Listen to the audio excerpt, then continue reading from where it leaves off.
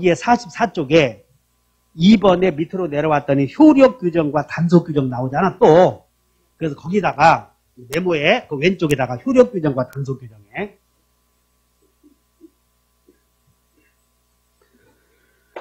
공법 있잖아요, 여러분들. 부동산에 관한 공법. 그래서 공법상, 이렇게 메모해 보셔. 왼쪽에 날고에다. 공법상 법률행위 금지 규정이 있어. 법률행위 금지 규정.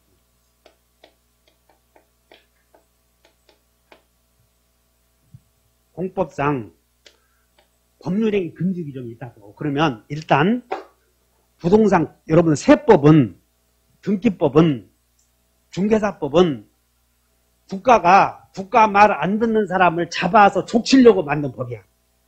그러니까 공법이나 세법은 이것은 국가가 사인의 행동을 억압하려고 만드는 법이야.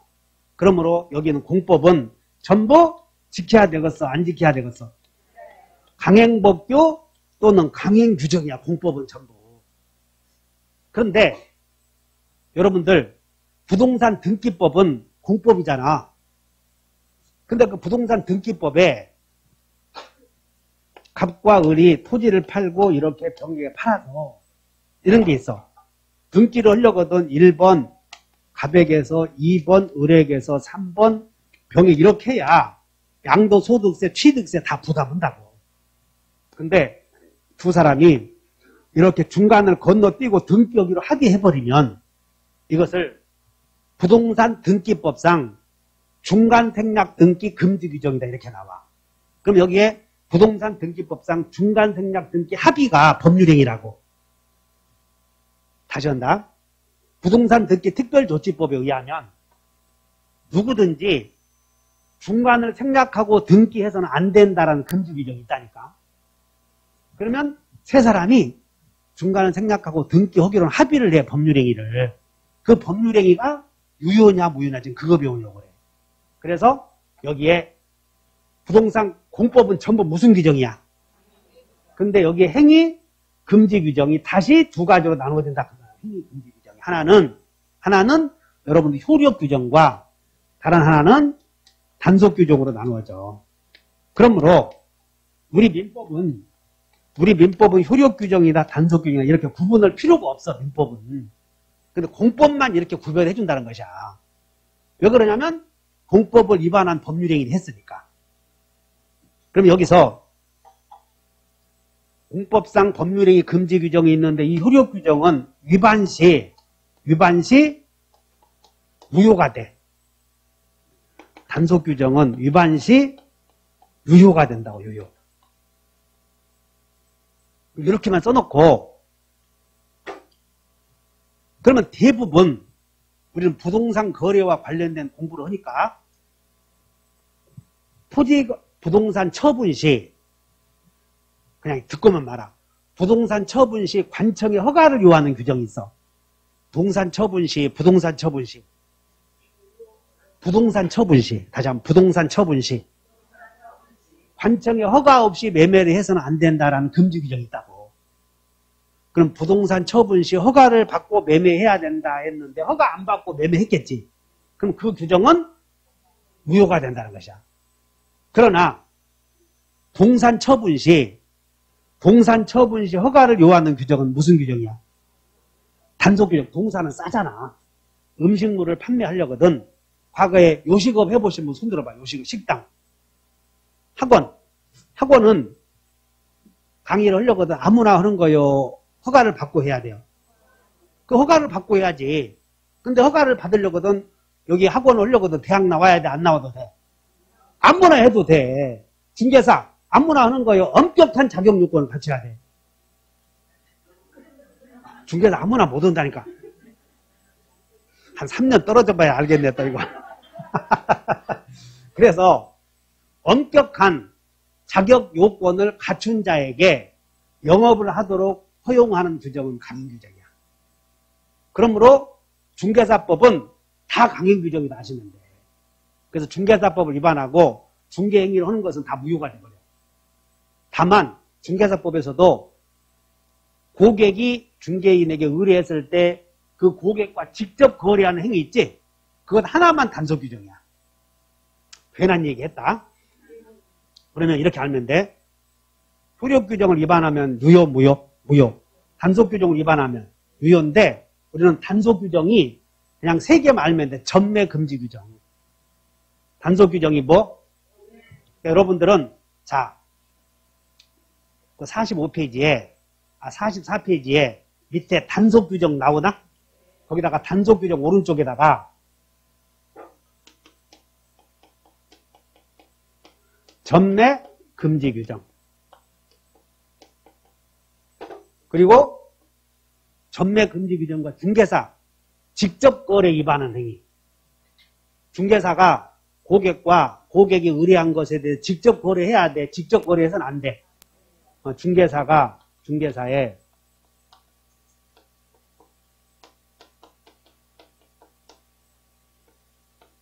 직접 거래를 해서는 안 되는데 직접 거래를 했다면 그것은 무효고서 유효고서 유효이고 나중에 관할 관청으로부터 제재만 받는다 하시면 돼. 일단 유효를 해놓고.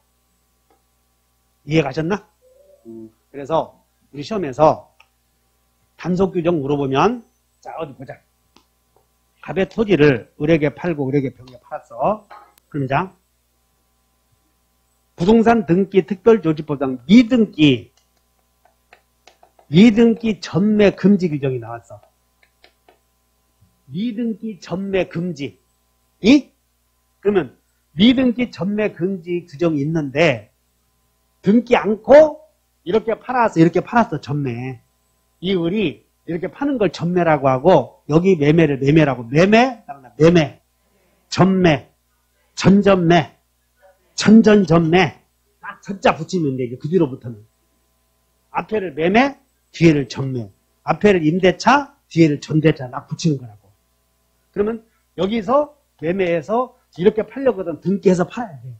근데 등기 없이 파는 행위를 미등기 전매라고 한다고. 그러면 미등기 전매 금지 규정을 위반하고 전매 합의를 했대. 세 사람이. 그러면 전매 합의는 여기 전매 합의 유효요 무효요? 유효. 그냥 전매만 나오면 유효하라니까. 아파트 하나 샀대. 갑이 아파트를 샀다. 그럼 주택법상 주택법 공법 있잖아. 주택법. 아파트를 산 사람은 3년 내에는 팔아서는 안 된다는 금지 규정이 있다고 봐. 예를 10년이든 어쨌든. 그러면 주택법상 주택 전매 금지 규정을 무시하고 전매하기로 했대. 3년 내에는 팔아서는 안 되는데 1년 살아서 병거 팔기로 했어. 1년 지나서. 동의해? 그 행위는 유효 무효? 유효. 올해는 전부 다 사람들이 이거 다 아는 체해서 그러는지 내가 강의를 잘해서 그러는지 참 잘하시네. 그래서 전매만 나오면 유효 무효? 유효. 이렇게 하시면 돼요. 전매. 그 다음에 중개사가 고객과 직접 거래 행위를 위반하고 직접 거래한 행위는 유효요 무효요? 다시 전매. 직접 거래. 그 다음에 수수료를 3%만 받아야 되는데 수수료를 초과해서 5% 받기로 약정했대. 중개사가 막 뭐라고 그래. 내 이 건물 파는데 엄청 힘들었다고 막. 고객은 협박하거든. 고객이 미안하니까 아니 물건 팔 때 그러면 어떤 사람들은 그냥 앉아서 팔아? 왔다 갔다 다 해보면서 팔잖아. 자기같이 노력 안 하는 사람이 어디 있어. 근데 이거 하나 파는데 힘들었다고 막 그러는 거예요. 그 얘기는 뭔 얘기야? 돈 더 달라고 하는 얘기 아니여. 그냥 그 얘기 듣고 좀 더 준다고 해, 안 해? 그러면 5%인데 6% 주기로 했으면 그것은 무효겠어, 무효겠어? 무효라니까. 그건 고객이 개입되면 무효요, 그것들이. 그래서 따른다. 초과 수수 금지 규정을 위반했지? 그럼 그건 무효가 되고, 중개사가 수수료를 초과해서 받기로 한 것은 무효. 그럼 초과 부분은 돌려줘야 돼, 부당이득으로. 직접 거래한 것은 유효요, 무효요? 이 두 개만 기억해. 그러면 중개사가 우연히 한번 중개했대. 그건 유효요, 무효요? 그건 중개업이요. 그냥 중개요, 그냥. 중개업은 업이잖아, 업자들. 업자들은 한 번 오는 것이 업자예요. 여러 차례 업자예요. 그 업이라고 하는 것은 계속적, 반복적인 것을 업이라고 하잖아. 중개사가 우연히 한 번 중개하고 구전받았대. 유효, 무효. 눈치가. 중개사 자격증 갖고 있는 사람이 자격증 사무실 내지 않고 우연히 한 번 거래했다니까, 중개. 그런 거 있을 수? 그건 유효. 이해하셨나? 수수료를 초과해서 받기로 하는 것은 유효, 무효? 무효. 그 다음에 직접 거래는 유효. 전매 금지 규정을 위반한 것은 유효. 그러면 이제 시험 이제 다른 자격증으로 나오는 거. 허가 없이 농산물 판매를 했대. 농산물 판매하려거든 허가를 받아야 돼. 허가 없이 판 농산물 판매 무효, 유효. 그 눈치가. 농산물은 싸잖아. 그 유효이고 들키면 잡히면 처벌은 받으면 돼. 어디? 무허가 숙박업 행위. 숙박업을 하려거든 모텔 하려거든 허가 받아야 되지. 모텔을 하고 그랬어. 식당 하라고 그랬어. 아니, 모텔 하면 현금 들어온다니까, 저렇게. 그거 해야지, 남는 장사 하니까. 카드 하면 신랑이 카드 쓰겠냐, 거기서? 그러니까 신랑이 만약에 현금 얼마씩 갖고 다닌다거나 뺏어 다. 혹시 모르니까. 그래서 남자들이 돈을 갖고 있으면 범죄 유혹에 약해진다고, 이게. 누구 주고 싶고. 그러니까 절대 갖고 있으면 안 되고, 그냥 1,000원짜리 하나만 주고, 카드 하나만 주고 그래. 갖고 있으면 괜히 노래방 가서 주려고 그래. 그것이 남자의 속성이야. 그러니까 남자들이 수업이 없는 놈들이요. 그래서 무허가 숙박업 행위는 유효, 무효. 근데 그건 부동산과 관계없지? 그 시험에 안 나오니까 만약에 나오더라도 그냥 무시해버려. 자, 그래서 45페이지에 거기에 판례에 보면 효력 규정 나오나? 그럼 효력 규정에다 메모해요. 거기다가 다 쓰지 말고 거기다 하나만 알면 돼. 효력 규정에다가 동산 처분시요, 부동산 처분시요. 부동산 처분시 관청에 주무관청이야. 관청에 허가를 요하는. 그럼 이 말은 허가를 해야 되는데 허가 없이 한 처분행위는 무효가 되어버리는 거예요.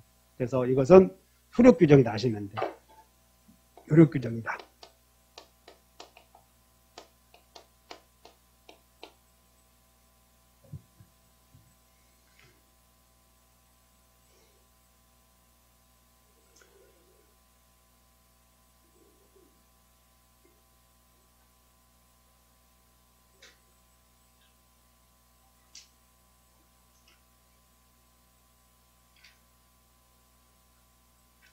그래서 효력규정 중에 여기 시험과 상관없는 것들이 많이 나왔는데 하나만 써보자고. 하나는 효력규정 중에 하나는 토지거래 허가 없이 한 매매. 하나 메모해. 토지거래. 오른쪽에 메모하셔. 토지거래 허가 없이. 토지거래 허가구역 내에서 토지거래 허가 없이 한 매매. 요거는 효력규정에 반해서 무효야. 토지거래 허가구역 내에서 허가 없이 한 매매는. 그 다음에 부동산 실명법상 명의신탁. 부동산 실명법상 명의신탁은 명의신탁을 해서는 안 돼. 누구든지 부동산을 타인의 명의로 등기해서는 안 된다. 이게 명의신탁 금지 규정인데 명의신탁을 했다면 이게 무엇이 되냐면 무효. 여기도 무효다 이게. 어째서 무효야 여기는. 반사이득 행위라서 강행법규에 반해서 무효. 이런 말을 쓸 수 있어야 돼. 다른 건 몰라도 토지거래 허가 없이 한 매매는 무효다. 어째서 무효다? 강행법규에 반해서. 명의신탁을 위반하고 이루어진 명의신탁은 무효다. 어째서 무효다? 강행법규에 반해서. 이렇게 할 수 있으면 된다 하시면 돼. 두 개만 기억하셔. 이것도 한 문제 나오고 여기서는 한 문제가 꼭 나오는 거예요. 여기서는 한 문제 나오고. 그러니까는 시험 나오는 것을 중심으로 공부해보자고요. 자, 한 장 넘겨요. 그 2번에 단속 규정이 나오는데 거기다가 밑에 판례 보면 거기 중간 생략 등기 합의 밑줄 그으셔. 그 2번에 밑에 판례 보면 단속 규정 밑에 맨 위로 가봐. 눈이. 자, 46쪽에 맨 위에 단속 규정 보였지? 그리고 1번에 굵은 선으로 순차 매도한 당사자 사이의 중간 생략 등기 합의 동그라미 쳐. 지금 우리 법률행위 배우니까. 합의가 법률행위 아니야. 그러면 나 봐. 중간 생략 등기 합의는 유효요, 무효요? 유효다 그 말이야, 유효. 그 다음에 동그라미 2번. 전매 금지 규정이 나오네. 주택법상 전매 금지 규정. 그럼 자, 주택법에 따르면 전매 금지 규정을 위반하고 전매했대. 그럼 전매만 나오면 유효, 무효? 유효. 그 다음에 3번 위림 매매는 여기 봐. 네가 알아서 주식 팔아달라 이거거든. 그건 주식이잖아. 3번은 볼 필요 없어 이런 것들은. 부동산과 관계없으니까. 그 다음에 4번 봤더니 공인중개사 자격이 없는 자가 우연한 기회에 한 번 밑줄 그죠. 우연한. 자격 있는 자든 없는 자든 우연히 한 번 거래했대. 그건 유효, 무효? 우연히 한 번 거래한 것은 유효 이렇게 하시면 돼. 그 다음에 3번에 탈법행위라는 말이 나오죠? 거기다가 이해하시면 돼. 이게 이제 국유지냐, 국유지. 그러면 국유지를 관리하는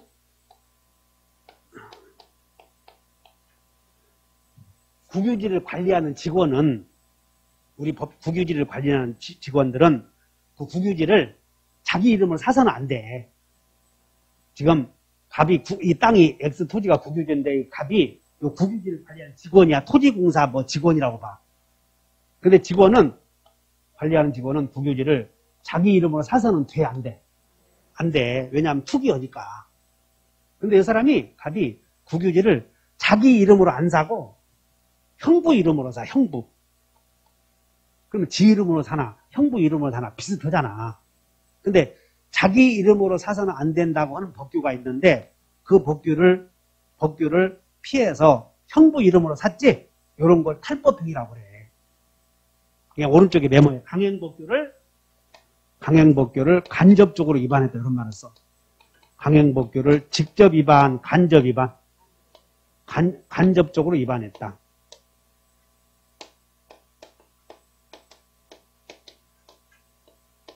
따라서 탈법행위도 결론은 유효요, 무효요? 무효다 아시면 돼. 탈법행위도. 그러니까 여러분들은 탈법행위도 그냥 나오면 그냥 무효다 해버리면 돼.